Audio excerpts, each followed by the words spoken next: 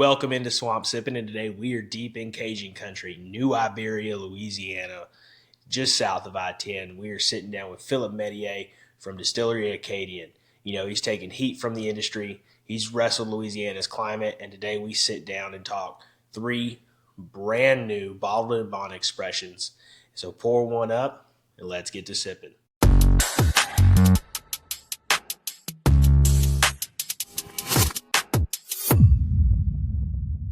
Welcome in, y'all, to Swamp Sippin, episode 4. We got Mr. Philip Mestayer of Distillerie Acadian out of New Iberia, Louisiana.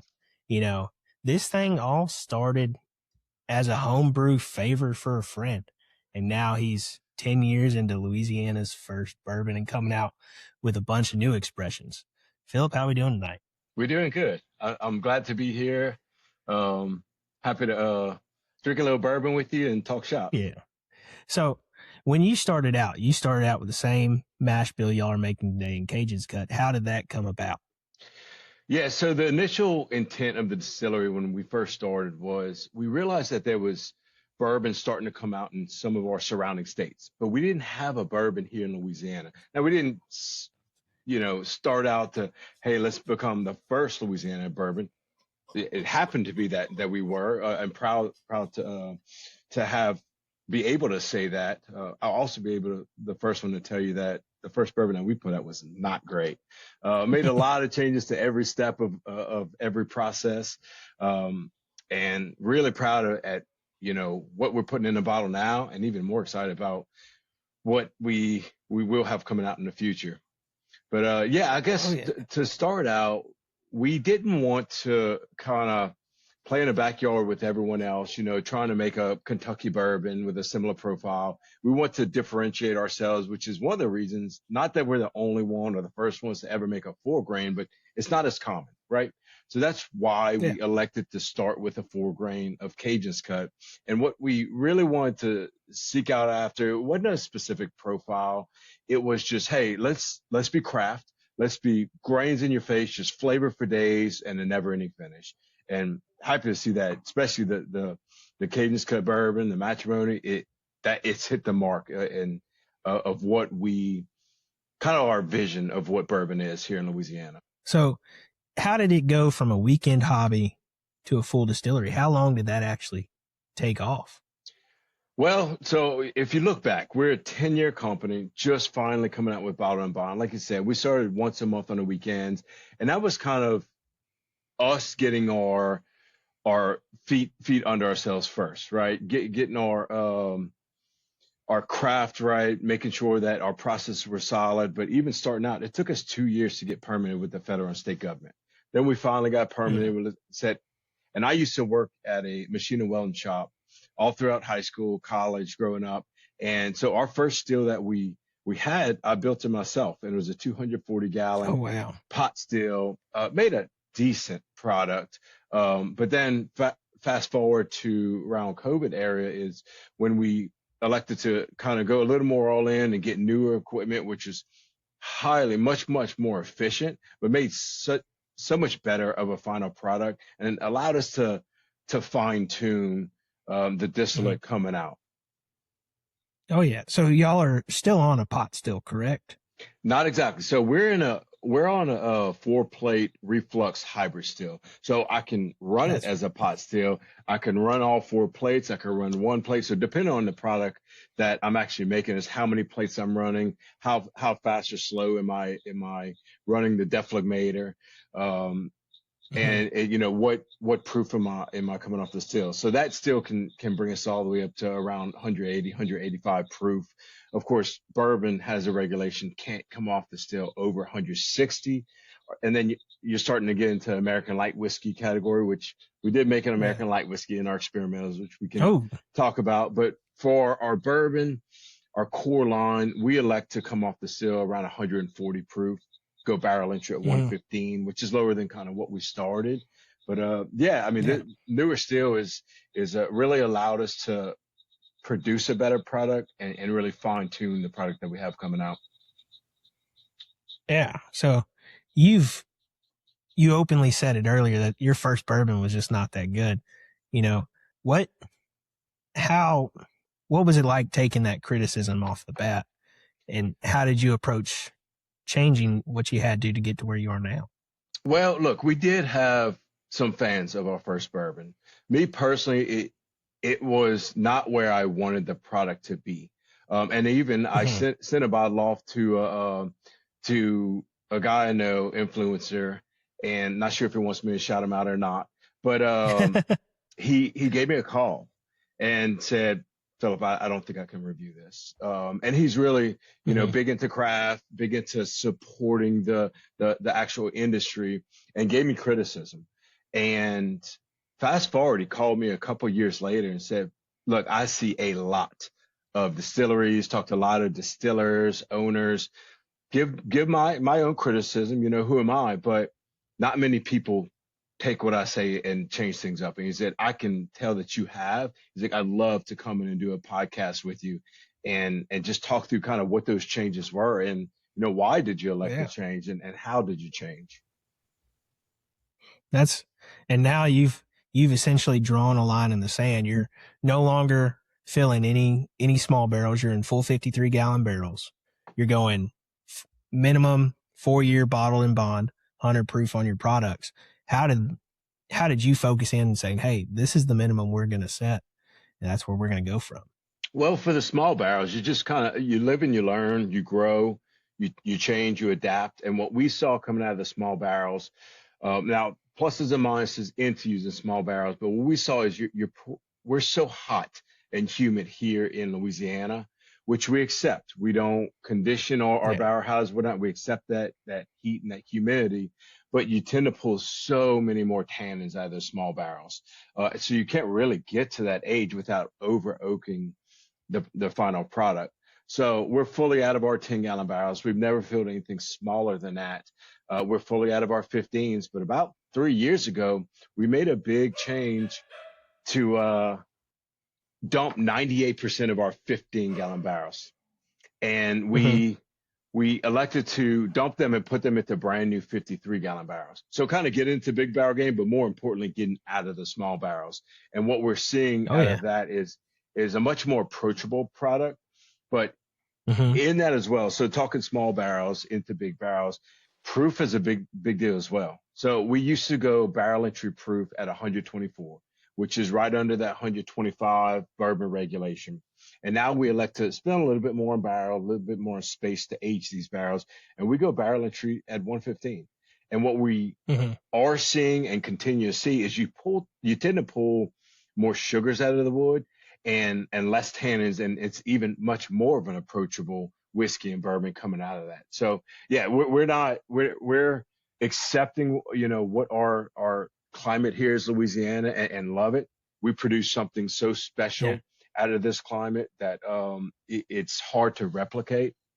And but Mm-hmm. that was kind of our thought process and kind of our transition, into these larger barrels. And now we're sourcing different cooperages, but kind of one of our mains is we're excited to now finally get Kelvin cooperage. You know, com- Yeah. great barrels, and we elect to go with a char number 3 medium toast on most of our Kelvin barrels. Mm-hmm. Have y'all played around with any of the thicker barrel staves? I know here in Texas, we we've kind of started really pushing a thicker barrel stave. I think the max you can go is about an inch on a 53-gallon barrel, but that's kind of helped us combat a lot of the humidity. But I don't know if that's anything you're playing around with either. No, we haven't went with thicker staves, and honestly, I mean, so our evaporation rate is high. Let's say it's not fun to open up some of these barrels, but no, we haven't played with thicker staves. It is something that is in the back of our mind that we are going to look into, and we're also looking into Mm-hmm. and playing with different chars, different toast levels, like I said, different cooperages, and just kind of seeing what the differences are between the different cooperages, the different chars, and that final product coming out. Now, you've always said that heat and humidity, it definitely ages the whiskey, I think, a little bit faster. Here in Texas, people have always said, a 2-year Texas is like a 4-year Kentucky. What are you seeing? Is it kind of similar in that regards? I would honestly say, and go out on a limb and say it's even more so in Louisiana. We're so humid here. Y'all have a little bit drier climate, Oh yeah. especially whenever you get out to the west. But yeah, Oh yeah. it's not. That's why I say age is just a number. You know, some people love to Hmm. focus on that number and say, "Oh, I had a guy come up to me at one big bourbon event and say, well, I don't drink anything under 10 years. I said, well, then you don't drink Gulf South bourbon because there's not going to be hardly anything left in that barrel. And it's most likely going to be over oak. Now, I'm not saying that you're not going to Oh see yeah. a 10-year coming out of the Gulf South, but um, like I said before, the evaporation rate is so high that it's truly not going to be fun to open up a 10-year-old barrel. Um, Oh but yeah. I that's kind wouldn't of imagine so. that's kind of where we're at. But yeah, so we're putting out, like I said, the minimum 4 year bottle and bond, aging everything longer, really trying to get to our core line to around that 6 year mark, which is again Hmm. not comparable to any other northern states. It's a number in and of itself. Oh yeah.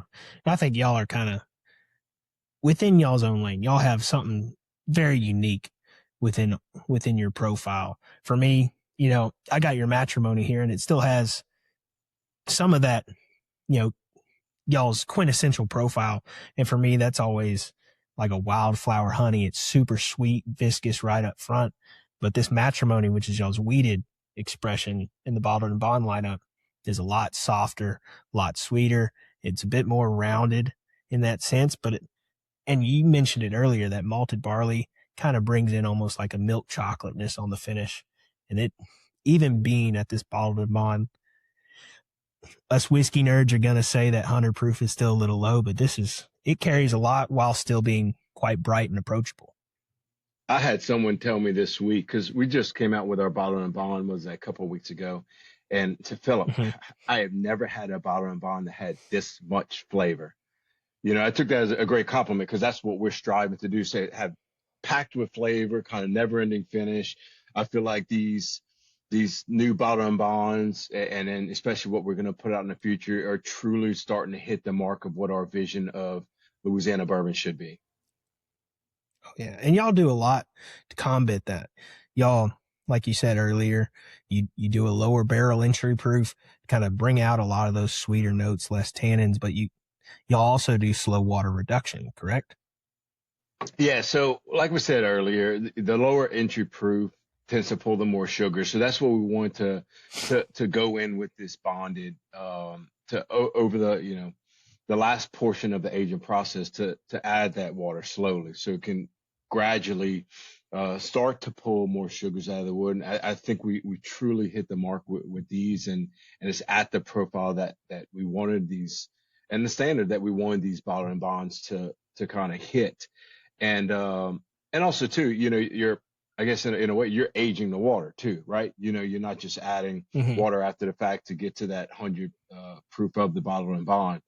And yeah, I mean, I pleasantly surprised that some of my crazy ideas or something I had in my head actually worked. Yeah. Speaking of crazy ideas, along with y'all's three bottled and bond expressions, which is the Cajun's Cut, the Matrimony, and the Horyezon, you also have an experimental series. What are your thoughts and processes on how you approach those?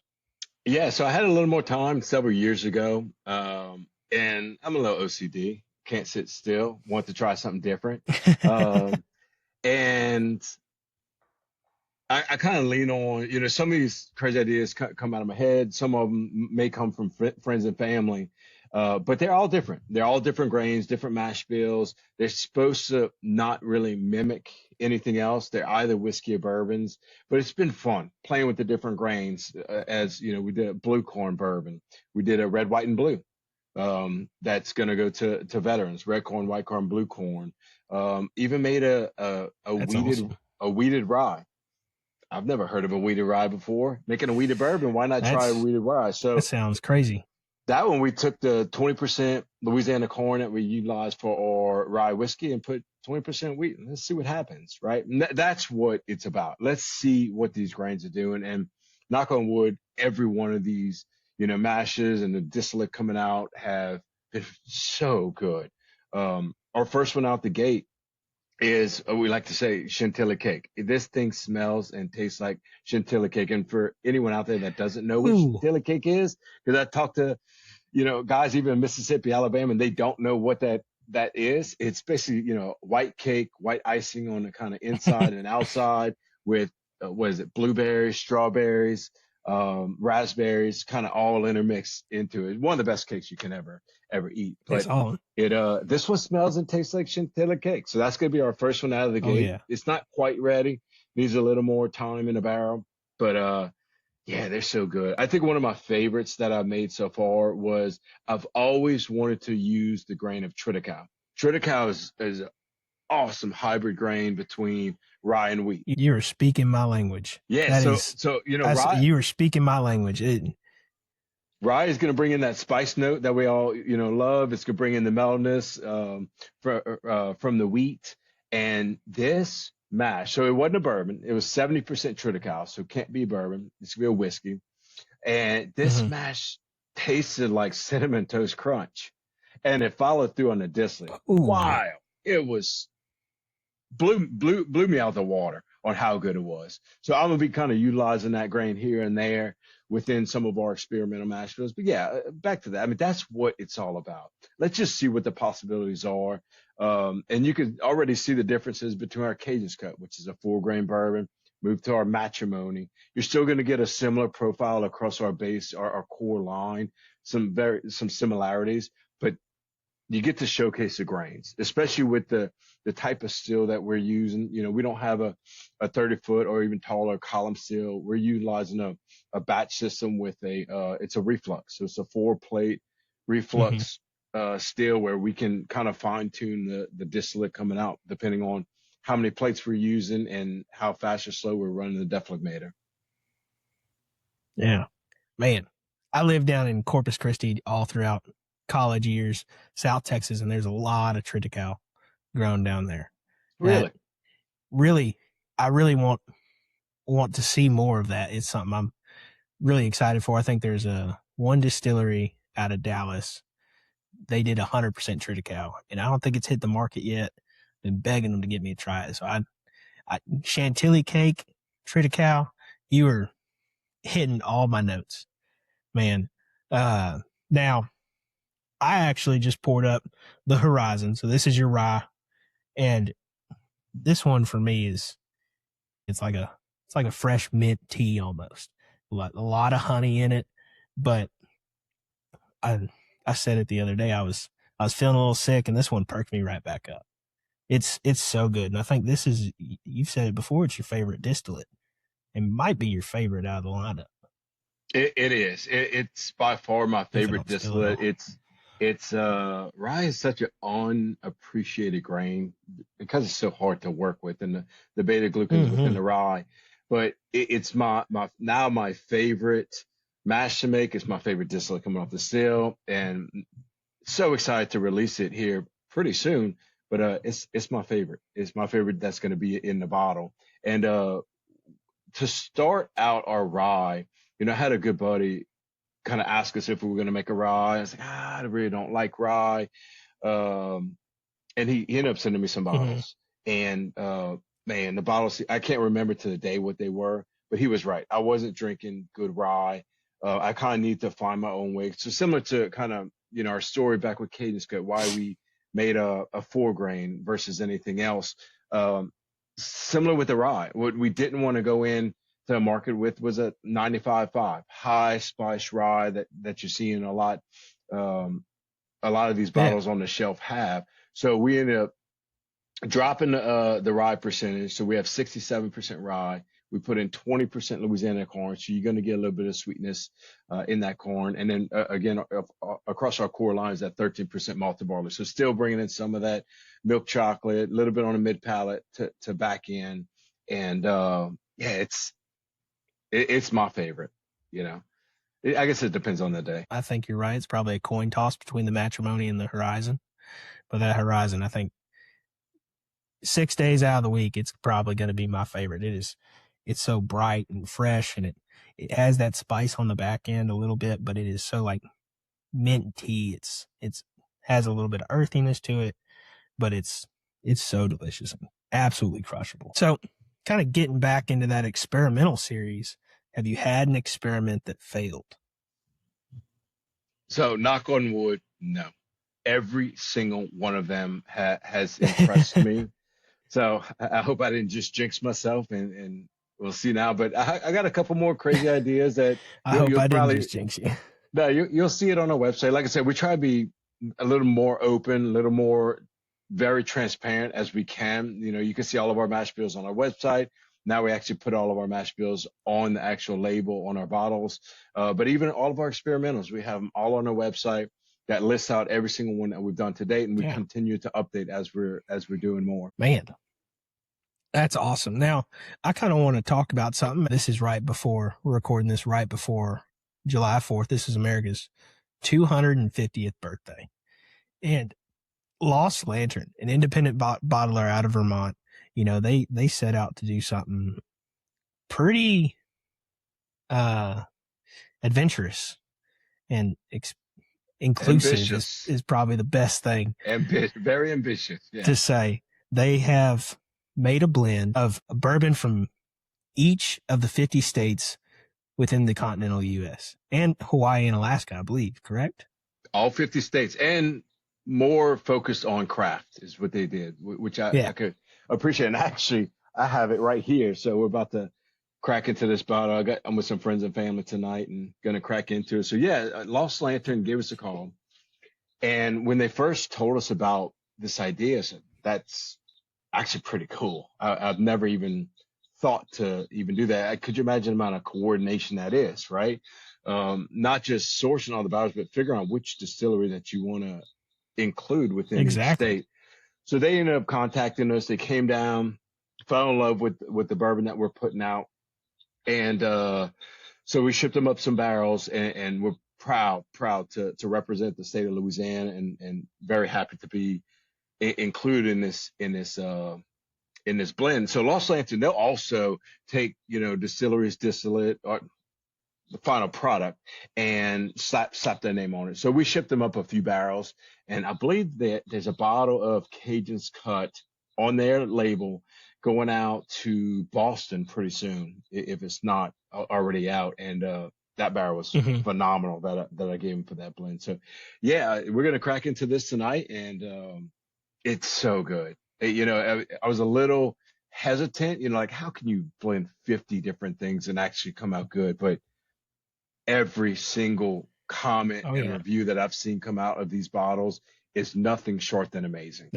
I'm going to have to get me one because I was skeptical like you. Because I mean, even looking back 5-10 years ago, you probably couldn't say that you could blend something from all 50 states. And now craft has just exploded across the U.S. And, being on the same label as some of the largest craft producers. You got New Riff in Kentucky, Balcones in Texas, Leaper's Fork in Tennessee.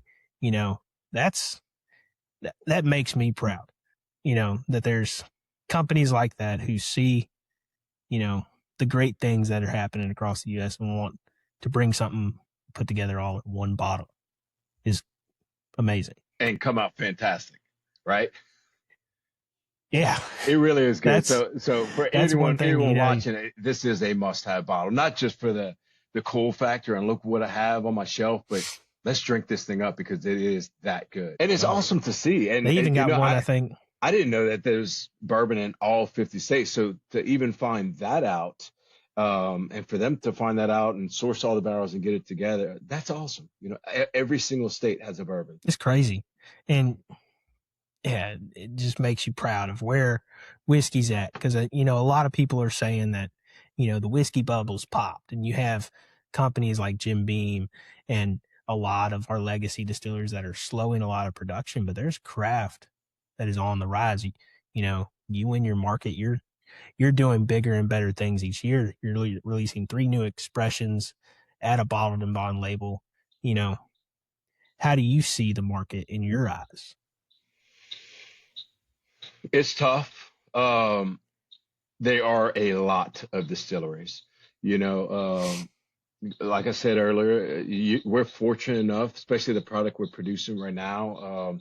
we're starting to get a name behind ourselves and truly proud of the products we're coming out with. Look, we're coming out with a bottle and bond. That's a big deal for a craft distillery to come out with a bonded, and we have 3 bottle and bonds this year. Yeah. That's a big deal. And you know, That's our current situations, we're doing very good, and the outlook on the future is even better. yeah. And I like to, before we kind of get into like a little, not rapid fire questions, but I always like to ask, what's one thing you could drain from the swamp of whiskey if you could? Drain from the swamp of whiskey. What's one thing if you could get rid of, make the whiskey world a better place, or something in your purview? What's one thing you would take away to make it all better? I mean, I think kind of our vision on what we wanted this distillery to be. Like maybe I said it earlier or not, but we just wanted to produce a bourbon that our state could be proud of. I think now it's finally finally there. We can kind of finally breathe, and now seeing what we have coming out in the future. But people ask me all the time, if you could start it all over, like would you start with millions, right? Would you go big? Yeah. Absolutely not. I wouldn't have had the blood, sweat, or tears. I wouldn't have had the lessons learned. I wouldn't be able to kind of refine the craft and what we're doing here. And people ask me all the time, so, okay, can't pick your products. What distilleries are you drinking? And it's hard to name by name, but if you're making it yourself, and you're, in the thick of it, just like we are, you have my respect, and that's what I'm drinking. I've gained many friends within the industry. I talk to them all the time, and bounce ideas off of one another. But that's kind of where my heart's at. Is I know what you're going through, and I'm right there with you. Yeah, I get a lot of, what's the best whiskey? What's your favorite? What's your favorite? And honestly, I spend more time trying to decide what to drink than actually drinking, unfortunately. And I think my favorite is always, what's right in front of me at this moment. And, right now it's Horyezon. It's, if I turn around, I got a whole shelf of Texas whiskey, and I could probably spend 15 minutes every night trying to figure out what to drink or what I want. And it all depends on my mood. Yeah, I was about to, it's on your mood. It's, we had this conversation early. It's kind of what you've eaten as well, which will kind of lead your palate one way or another. And it's so crazy on what you eat. Is one day you may like a certain whiskey, maybe your favorite distillery ever, and you're like, oh, this is not hitting right. And then you move to another one. It just kind of, your mood plays a lot into it. And you're going to go after, a bourbon or a rye or something crazy or a finish.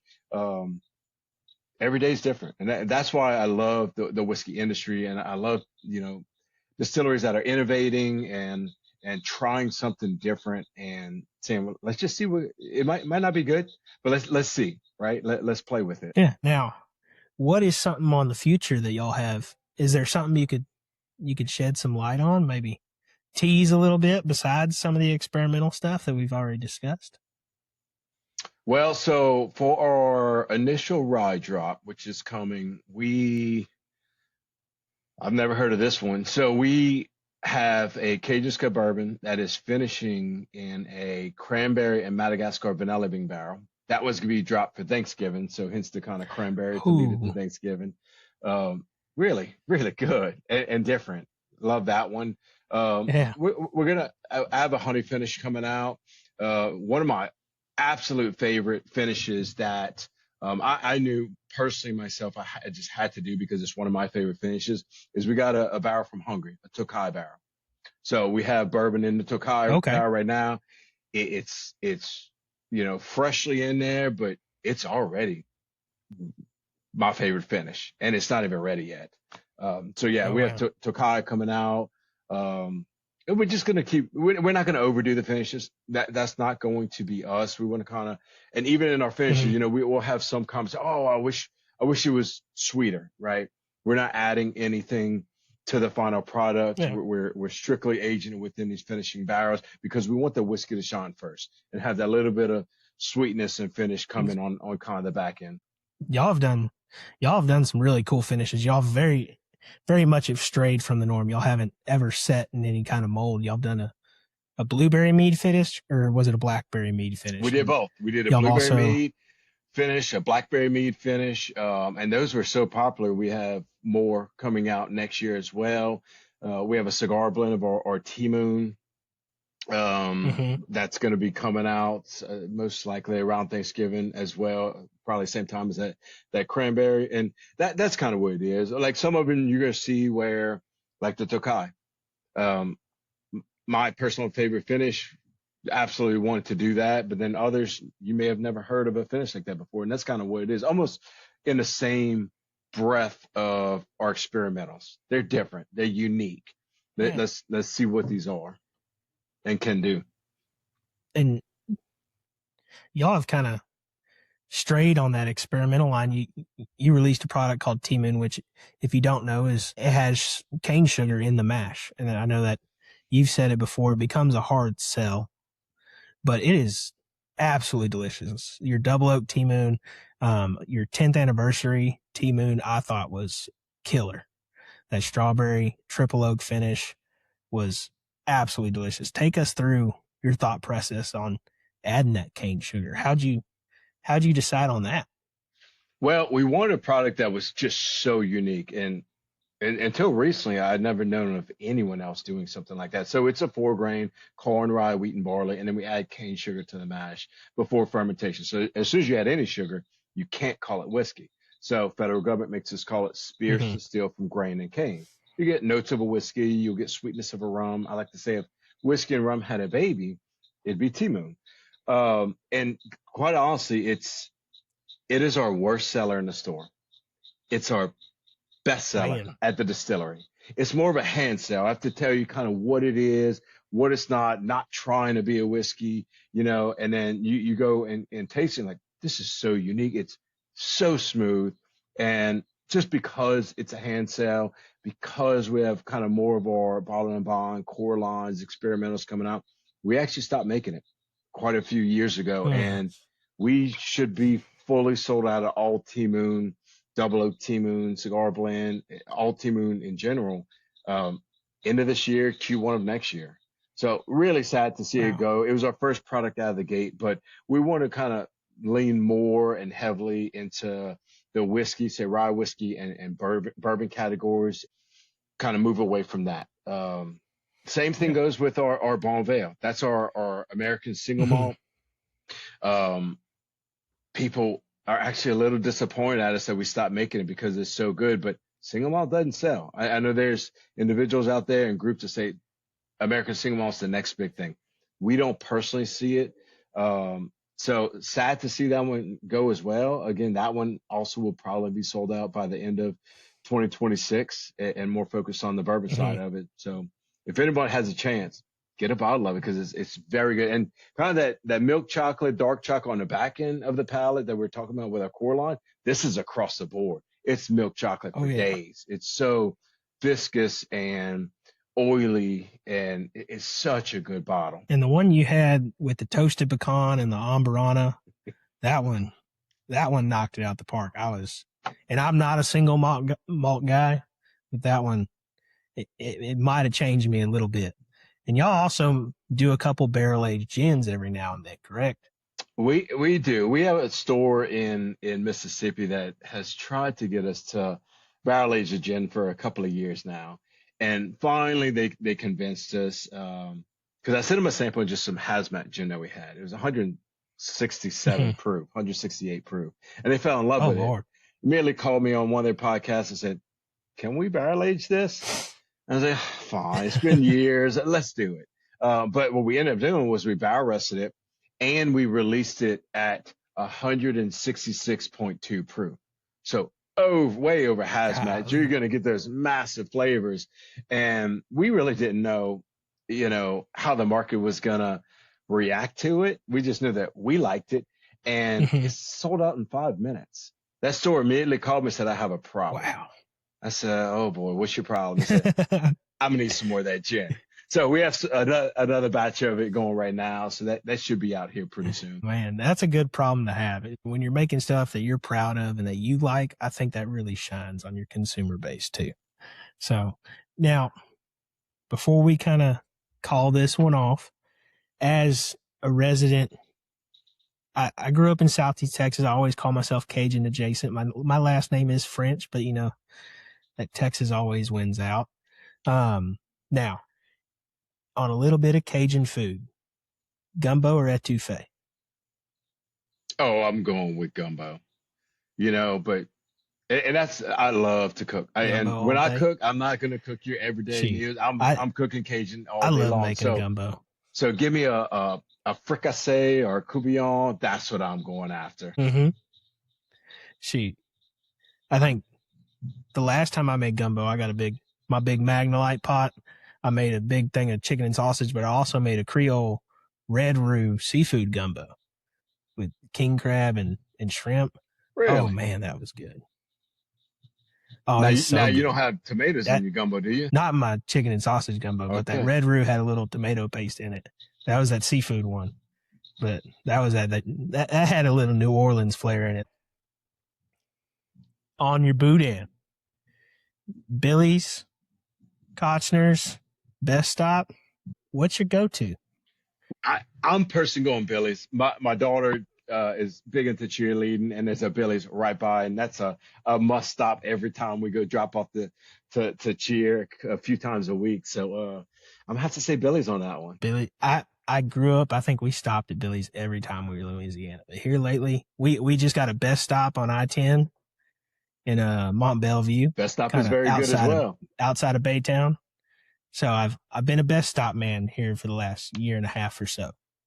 But those are fighting words. A lot of people don't realize how much food plays a part in that Louisiana culture, and Oh, you absolutely it's right. Look, we it's eat, insane. we eat and we drink, and then once we're done eating and drinking, then we drink and we eat. That's what we do, Oh and yeah, and it, Cajun through and through here. Love to cook, love to eat Cajun, and that's where my heart's at. yeah. Finally, last one. Cajun music as a whole is, I heard it recently, it's naughty, naughty, nasty. Unfortunately, I grew up listening to Wayne Tubes. That's what I love about my baby. But you turn around, you're listening to Horace Strahan or Jamie Bergeron, and they're singing about shake it, and that butt thing. If you don't know about that butt thing, you need to know about it. It's a great song, but I grew up dancing, and I had to learn how to two-step when I went to college. Who is your favorite Cajun or Zydeco artist at the moment, if you have one?